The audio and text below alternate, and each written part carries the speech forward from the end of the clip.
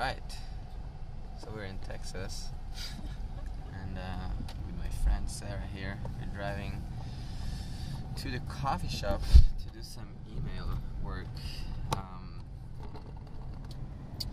What's up, y'all? Yeah, in the car, just driving. So, we can do that. So, basically, I was just thinking today about just like going for it, in the sense of just trying to do things and not holding back.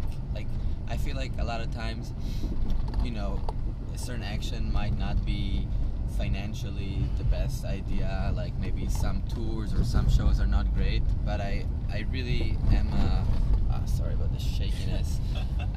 Yeah. Side. Yeah. I really believe a lot in doing, and I think from doing comes a lot of other action that we're all interested in. I mean, just like, for example, like we just played this show in Arkansas at this great place, great venue, and a really cool guitar store. It's called Meteor Guitar, and we had some people there. It wasn't as many people as we expected or wanted, but there were some people. And after the show, and we really went for it. It was a big stage. We played with a lot of energy, although the room was not full as we again hoped for. But we went for it. And after the show, this guy came up to me and says, "Hi, I really enjoyed the show," and just started talking. And I didn't really know who he was. And I said, "Well, 1 second, some people want to buy CDs and stuff," so I sold him some stuff. And then I was like, "Okay, let's talk."